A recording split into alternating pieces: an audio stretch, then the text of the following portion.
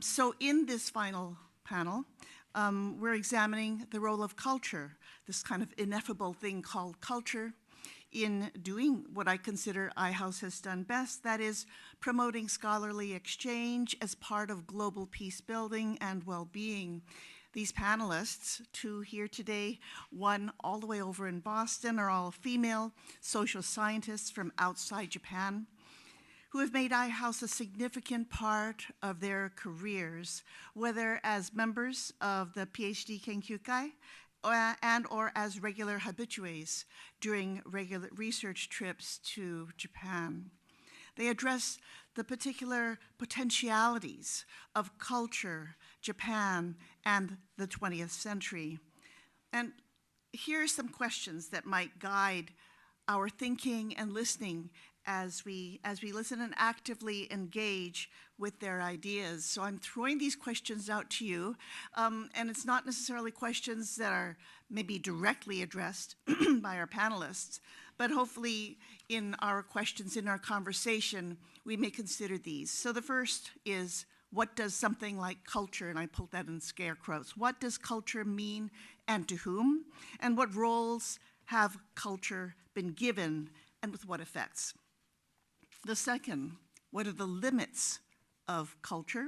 What are some of the abuses of culture? And what are some of the challenges to the concept, the very concept of culture in the 21st century?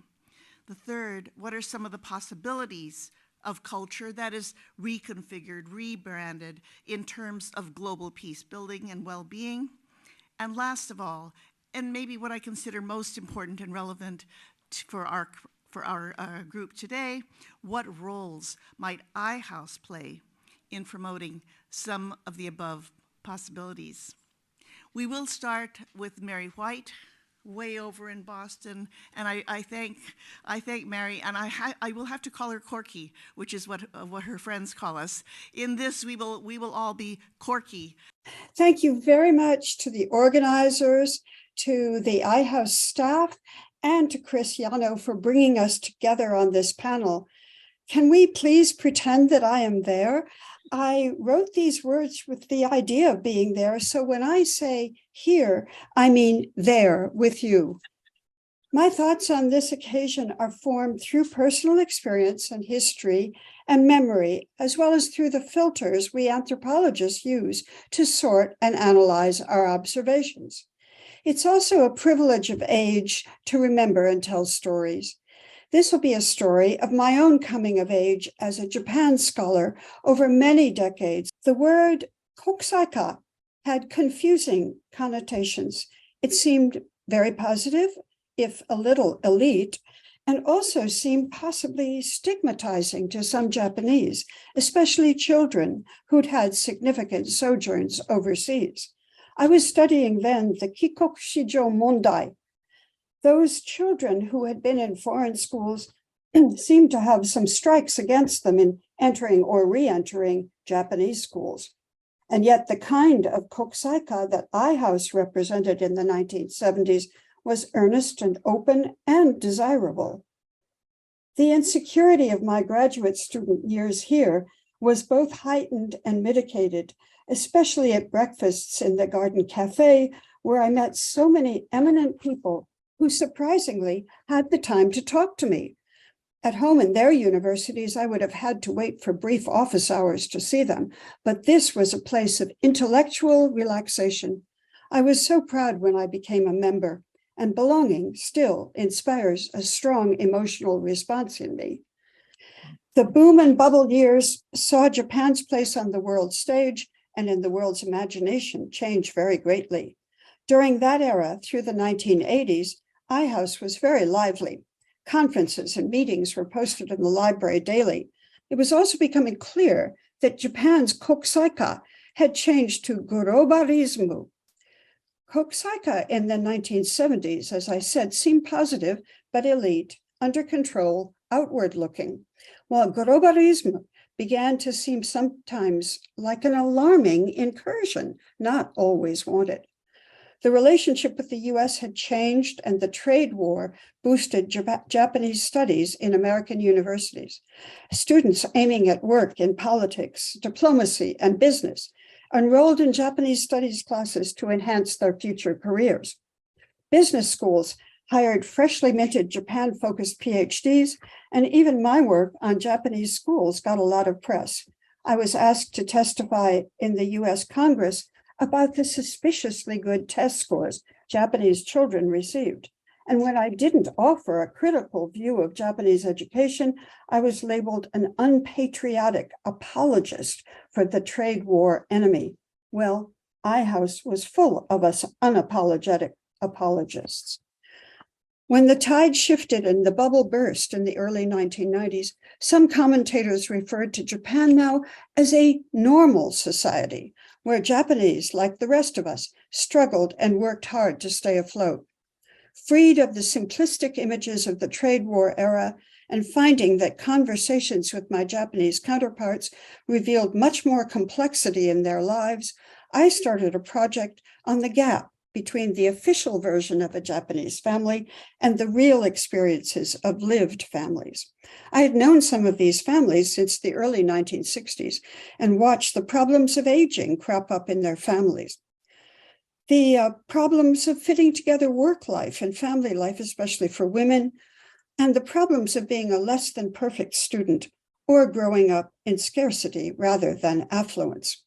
These things, it seemed, made Japanese people seem more normal to Americans, especially. In the 21st century, my work turned to food anthropology. I'd been a food professional. I was a caterer. I wrote cookbooks in the early 1970s before graduate school, and I'd been a student at the Akabori Ryori Gakuen in Meijiro. But American academia then frowned on food studies. It was trivial, it was below the neck, and possibly too female or domestic. But by the year 2000, I was able to teach courses on food to come out of the kitchen closet and study Japanese food more openly. Studying coffee, its place as an industry in Japan, was a real joy. After all, I was sitting in Japanese kissa and cafes since the 1960s, so it was time to put my thinking into my drinking. Japanese coffee houses, as Donald Ritchie once said, are windows on the world. Speaking of thinking into drinking, though, my current project is an ethnographic study of the Japanese whiskey industry. Anthropologists take in everything, trying to be open to novel interpretations. Ezra Vogel used to tell me, no observation should be ignored. You can learn something from everyone. Sensory anthropology favors the evidence of our eyes and ears and noses and mouths to give us clues as to what is meaningful.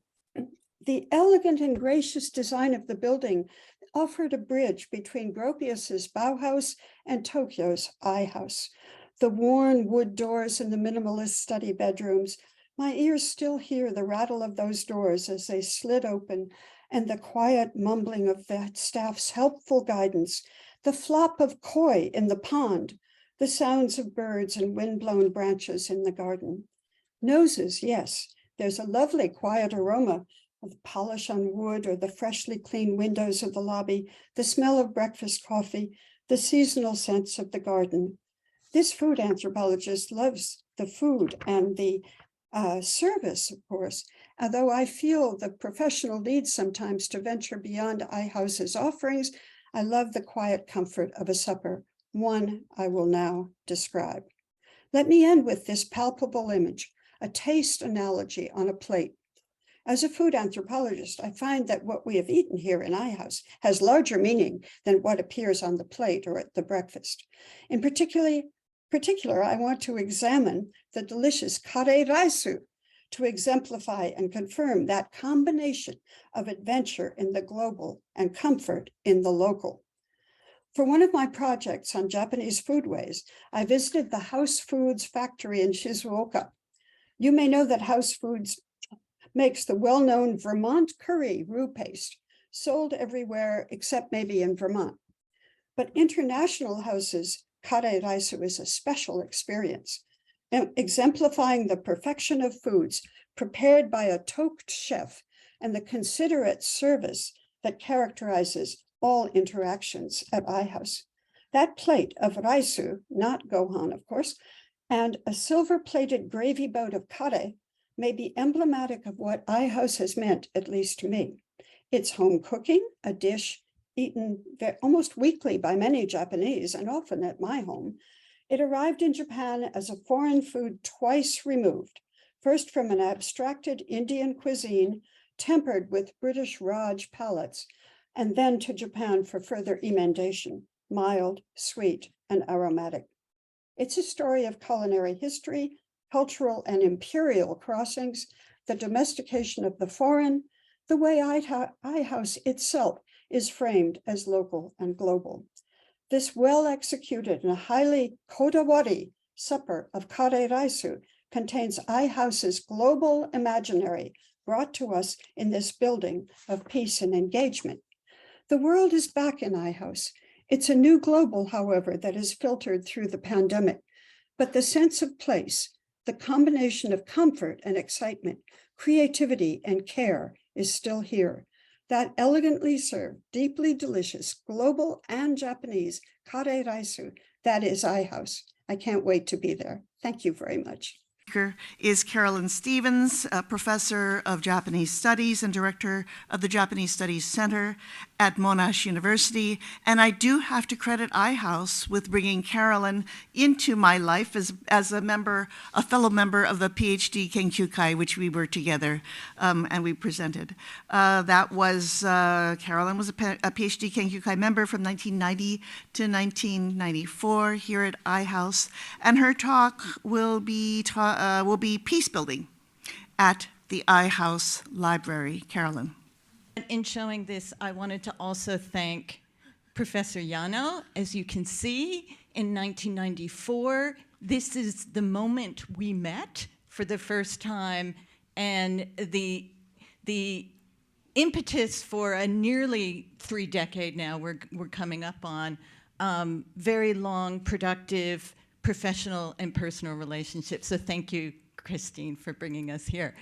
And it's really great to look at these names: Brian McVeigh, Amy Borovoy, wow, Carolyn Stevens, Christine Yano. The survivors, I guess we can call them. Okay, thank you. So, peace building in the library. Now, I have written elsewhere about peace building with my Australian colleagues, Tessa Morris-Suzuki and David Chapman, where we argue that the post-war pacifist movement in Japan must not be critiqued as merely the maintenance of an absence of war and a non-normal situation, but rather an active pursuit of peace building. Peace building includes different kinds of personal and collective actions. For example, education and intercultural communication are but a few. Active peace building needs a space, a forum for stakeholders to come together for educational programs and intercultural dialogue, and iHouse is one such a space. In the spirit of active peace building, I want to talk about this building, the one part that has meant the most to me, and I believe has important lessons to impart, relevant now as it was 70 years ago.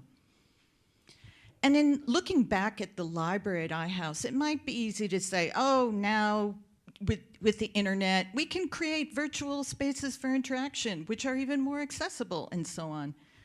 But today I want to reflect on the importance of the consumption of traditional one-way media as a relationship building exercise that led to my closer relationship to an understanding of Japanese society. And in doing so, like Professor White, I offer a personal intellectual history of active peace building as supported through the years by iHouse. So my most frequented period was 1990 to 1994.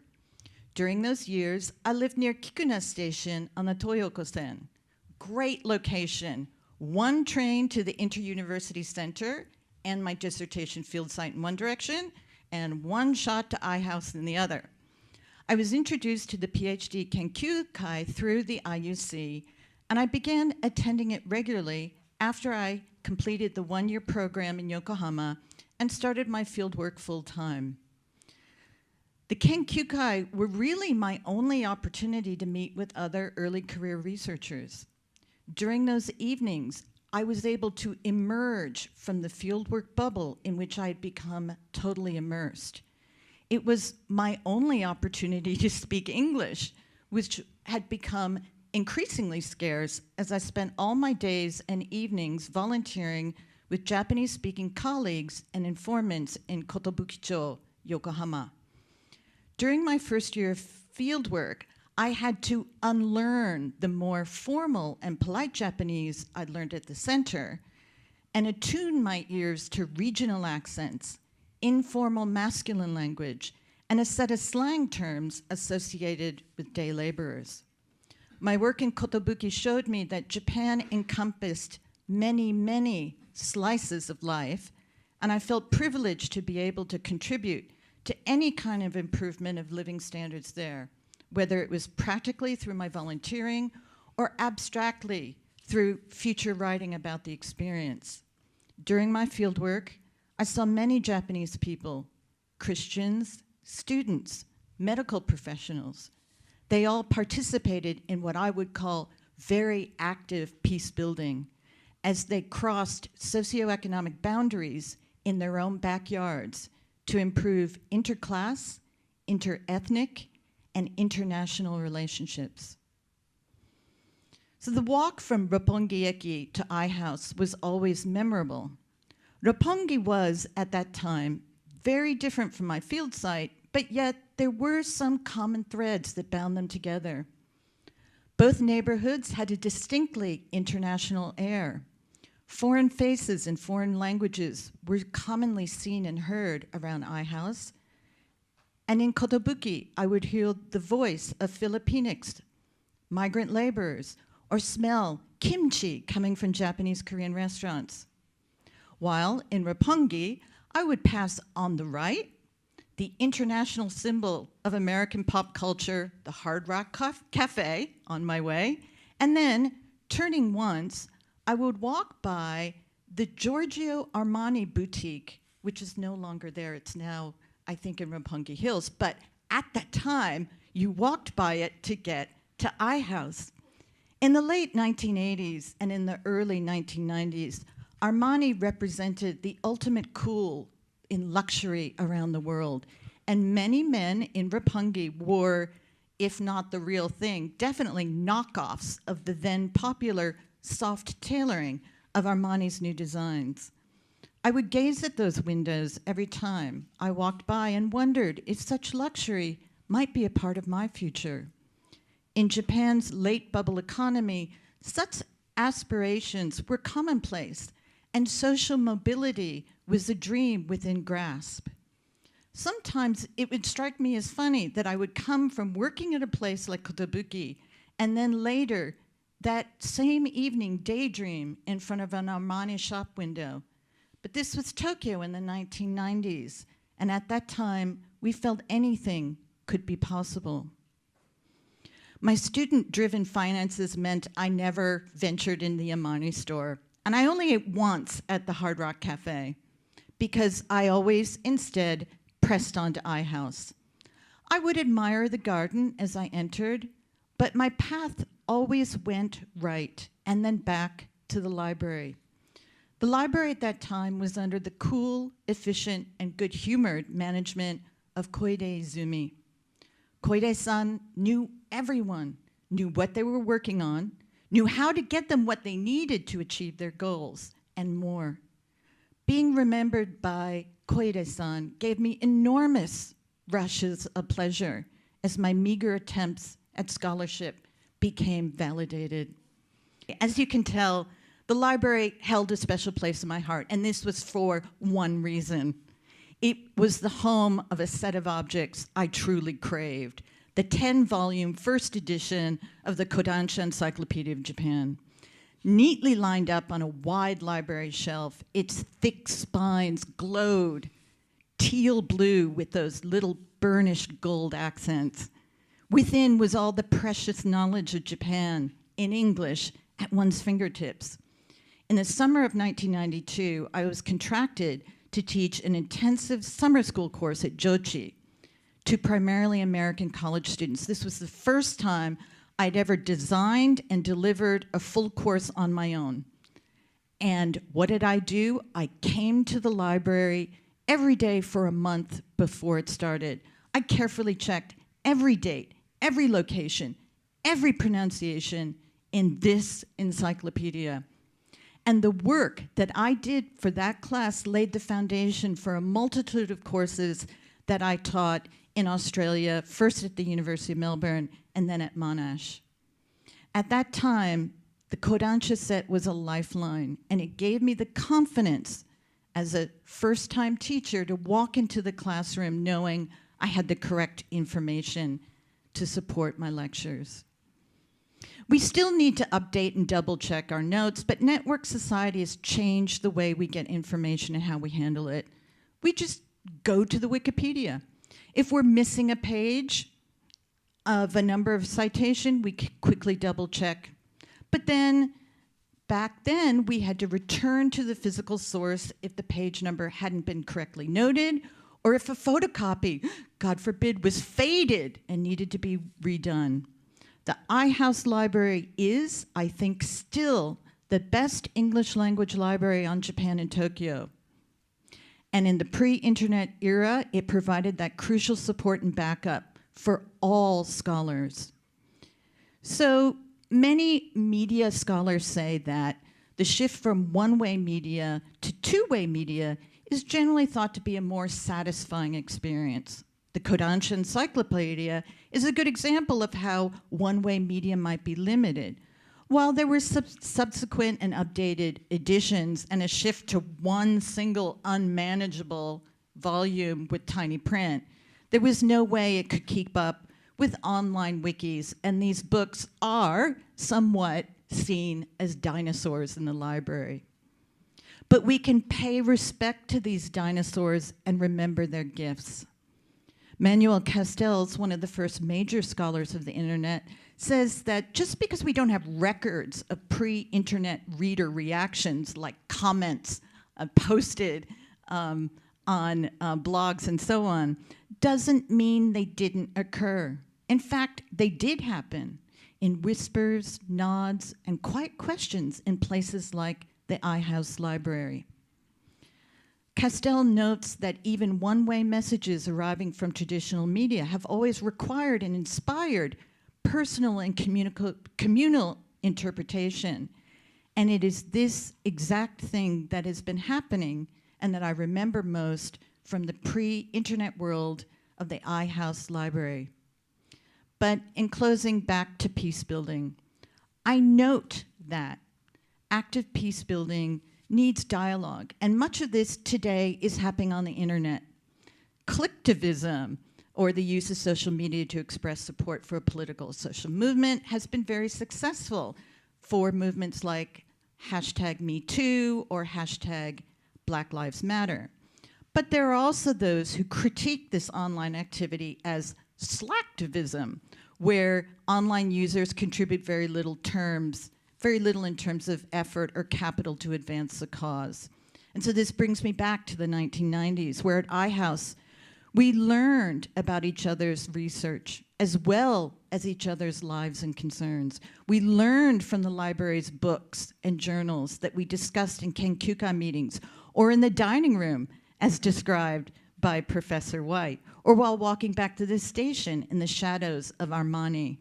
Roppongi was both a place foreign and Japanese, real and imagined, and iHouse was its intellectual heart. The traditional exchange of knowledge from book to person to person, was and still is a strong peace-building exercise.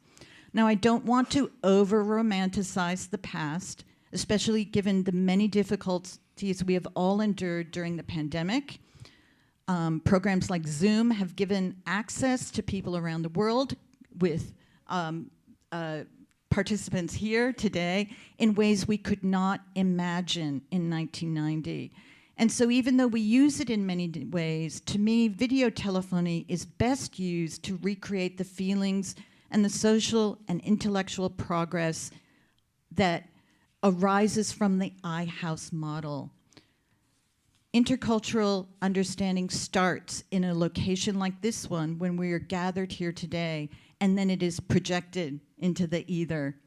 The words and ideas exchanged become the bricks and mortar of peace building.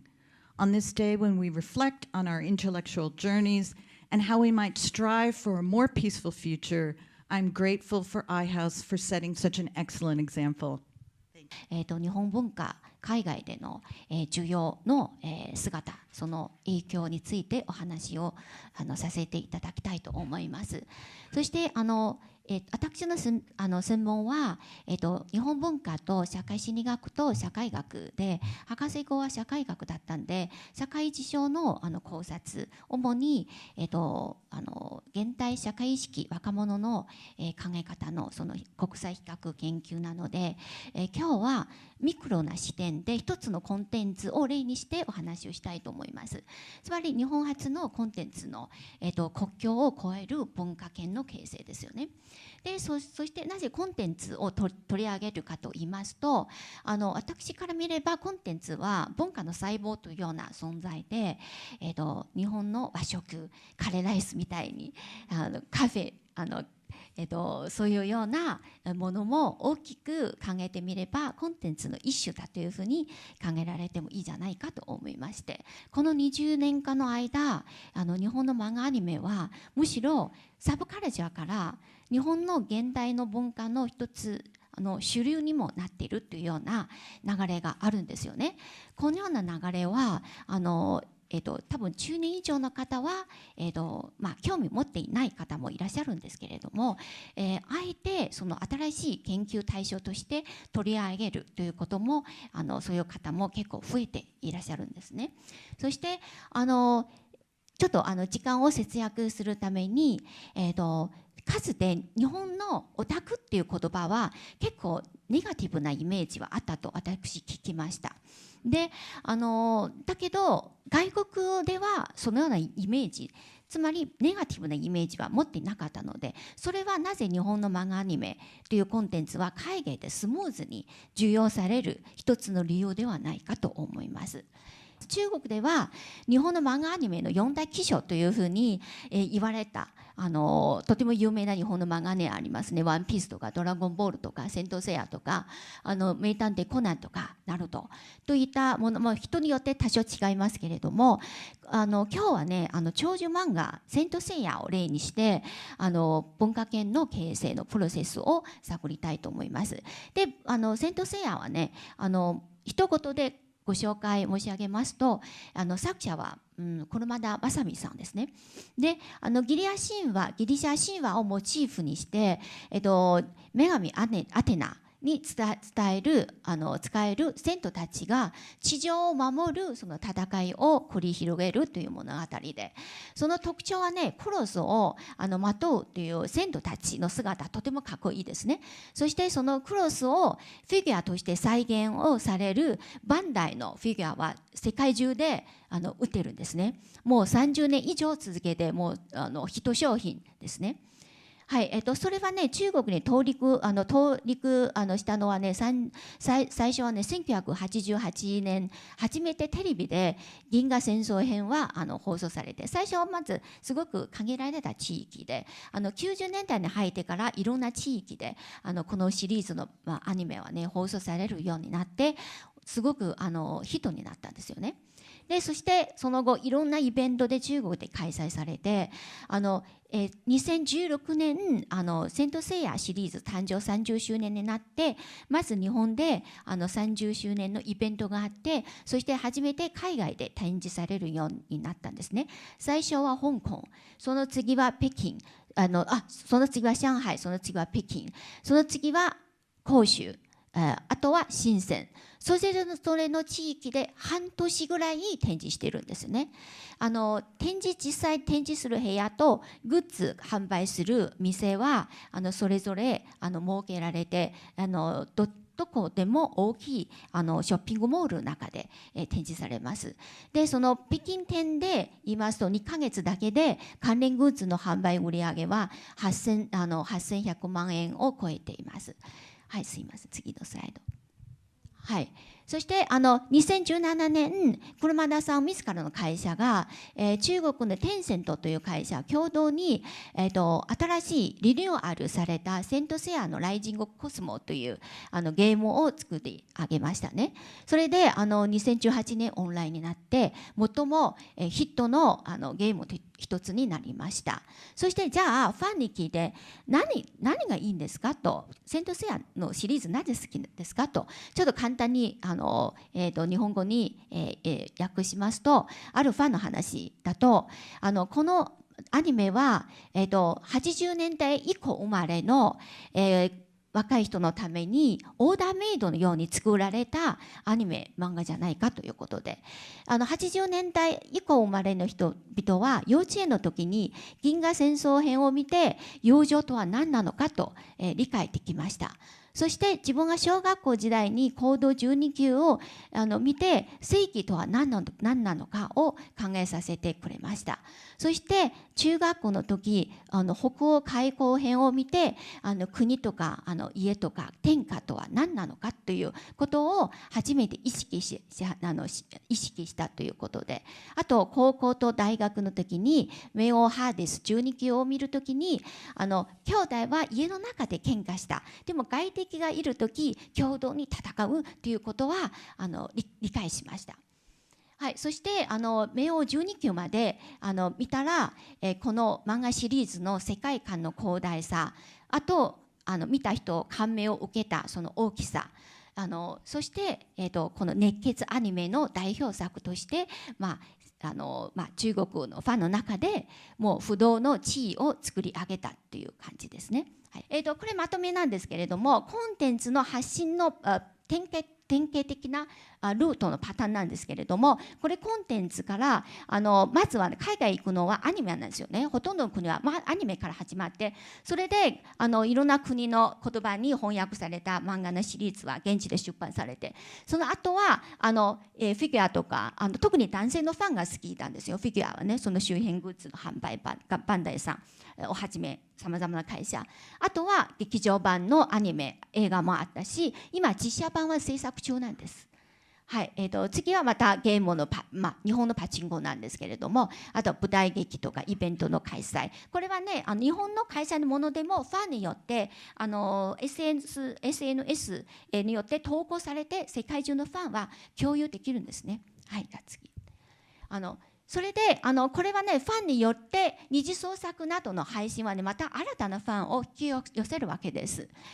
一つの例なんですけれども、オピニオンリーダー一つ中国の同人小説アテネ学派100万都市沈黙はね、作者はね水深水泳なんですけれども、彼女は2003年から書き始めてオンラインで連載して、第1部は8万字、第2部は9万字、第3部は100万字、今は第4部更新中で18章までですね。彼女はすごく忙しいから毎年一度だけ更新します。毎年4月1日1章更新して、その日はこの小説のファンにとってもうお祭りなんですよ。あとこの作者は小説以外にさまざまな番外編と資料集、政治経済文化建築歴史とかさまざまな資料集を彼女は研究して自分の小説の中に取り入れるわけ。ファンに理解してもらうためにその資料集提供するんですよね。あとそういうものは出しています。彼女が書いた小説は壮大な世界観、緻密な物語構成、繊細な人物描写が多くの読者を魅了して新たなセイヤファンになったんですね。そしてこの小説のファンはまた大量な派生作品を作り始めますね。でその小説の同人小説書かれて、またイラストとか漫画とか分析もたくさん出ています。つまりそのファンが新しいセイヤファンを作り上げてこういった文化圏はどんどん拡大しています。はい、次最後。はい、次のスライド。最後のスライドなんですけれども、でじゃあこの、コンテンツをめぐるその文化構成するということはやっぱり他の文化に対する親近感生まれるわけですね。で外国が日本の文化に対する親近感だけじゃなくて、日本のファンも外国のファンとコミュニケーションの中で自然に相手の社会文化に興味を持つようになりまして、あとキャラクターはいろんな出身地なんですよ。ヨーロッパいろんな国とアジアの国とアメリカ南アメリカとかいろんな国の出身地があるので、その各キャラクターの出身地を行ってそれも聖地巡りの一つなんですよね。なので日本の文化だけじゃなくて、中国インドとかフランスとかドイツとかブラジルとかいろんな国の、聖地巡りっていうことはコロナの前はねファンはねやっているんですよね。なのでこういうようなことはもうコンテンツを生まれたこの日本はやっぱりファンの中でもう違う存在なんですよね。あとファンにとってキャラクターが修行したその地域の国の文化とかまた違う存在なんですよね。だからネットで喧嘩するかもしれない。例えば実力、自分は好きなキャラクターは一番強い。でも相手は私そう思います。私好きなキャラクター一番強い。そういったトラブルはありますけれども、でも実際の3次元の生活の中ではみんな仲良くしているのは多いんですよね。なのでこういった異なる社会文化の相互理解を促す効果があると思います。あと、物を買うとかこういった消費と二次創作を通して自己満足感という幸福感を得るわけですよね。であと多様な社会文化への親近感は平和への構築へ寄与できるという効果は最終的にあるではないかと思います。そしてこういったサブカルチャーの生命力を保つためにやっぱりこのファンの人たちが自由に活動とかできる場やプラットフォームは必要なんですよね。日本文化会館みたいなところはすごく重要な存在でやっぱり時代とともに進歩しているので新しい時代に新しい役割も必ずあるので、それはすごく重要な重要なプラットフォームになるではないかと思います。What that might mean for something like global peace building and well-being, I don't have the answers. But I think in listening to these three papers, we've got a glimpse of the possibilities that is, I think, as much as we can do. We're here to raise the questions, we're here to raise the possibilities, and I think that rather than my spending any more time of my asking the panelists, I'd like to open it up. We don't have much time, but open it up to members of the audience if they have any questions of our panelists. Any questions, or are our minds blown by the last presentation? Any questions? Yeah. Sorry, Corky. Okay, Corky, yes, you have a question. Sorry, of course, technology baffles me too. Thank you so much. And I wanted just to make one comment because I know time is short. I'm very interested in what Carolyn was saying, which really refers to the inter in International House. The inter is also, of course, about these technologies that have enhanced and invaded us. I wanted to go back to that Kodansha encyclopedia and about datedness, about my students object if I assign anything that was published before 2000.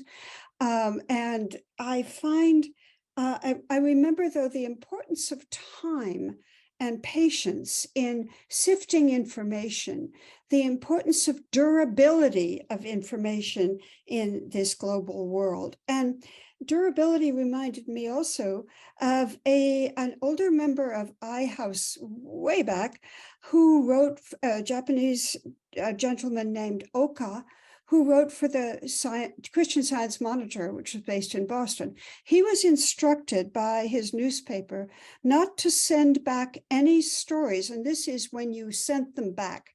I mean, on an airplane on paper, and possibly not on a ship. And he said the importance of a story, of news, of it was its durability.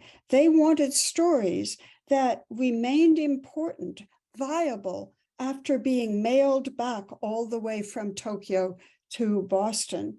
So I think we can have the importance of things separated from their instant connectivity.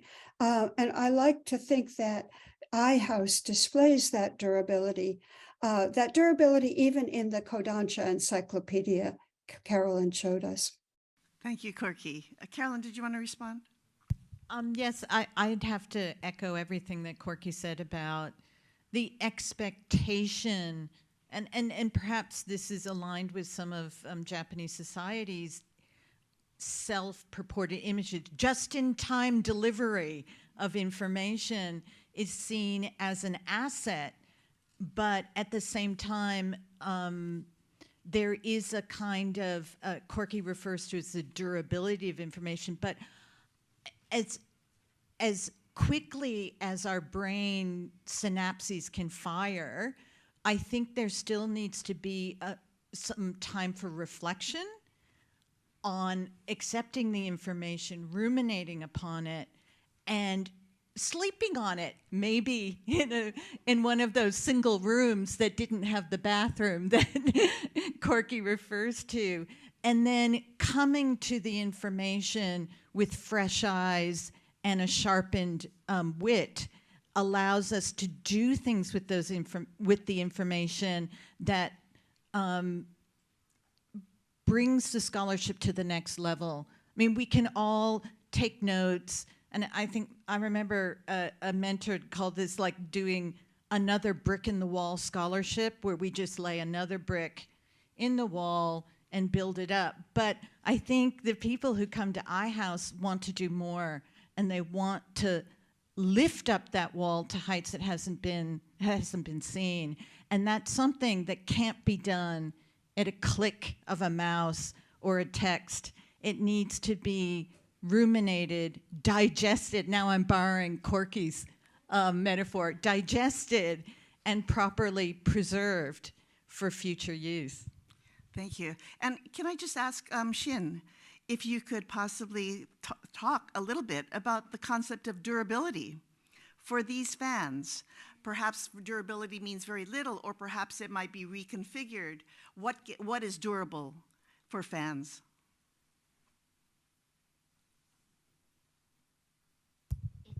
そうですね。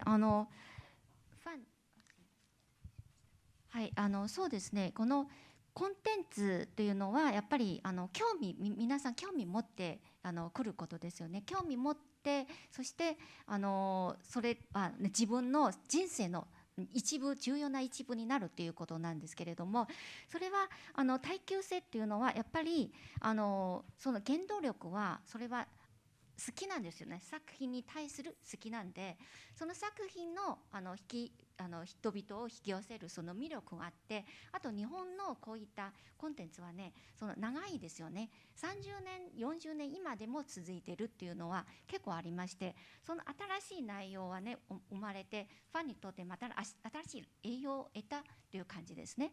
それであとファンの間でこういったコンテンツの再生産することで、二次創作とか三次創作とかそういうことによってやっぱりその情熱を維持する。もちろんその変わらないわけじゃないです。文化圏の中のメンバーは変わるわけですね。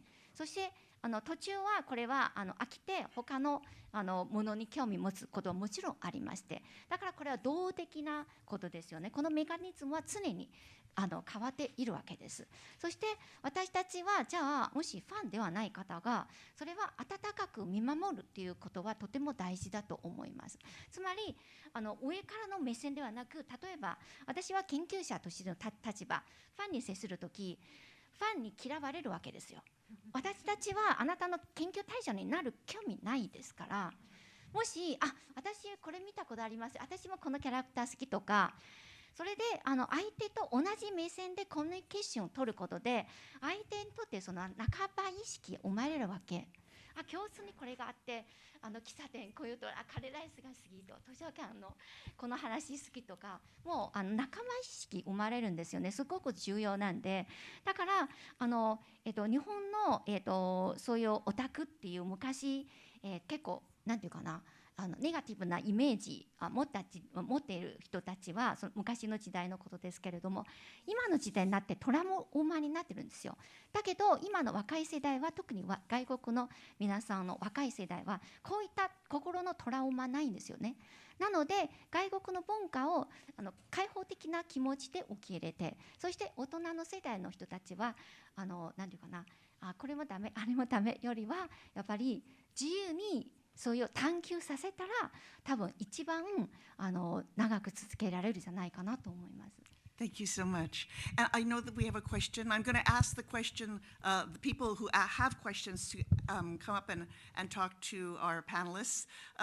But right now we'll have to close off this session. I apologize. And I just want to leave you with just a few words with which might bring a kind of aftertaste of what we've been talking about in this panel. We're talking about sensory experiences. We're talking about the encounter, the cultural encounter, what that might mean. We're talking about marketplaces, but we're also talking about dreams, we're talking about experiences, we're talking about passion, we're talking about a kind of platform by which people may construct their lives, construct their libraries, and by which something like iHouse has been so wonderful in giving to US-Japan relations, Japan-Asia relations, etc., how that platform has really benefited us all.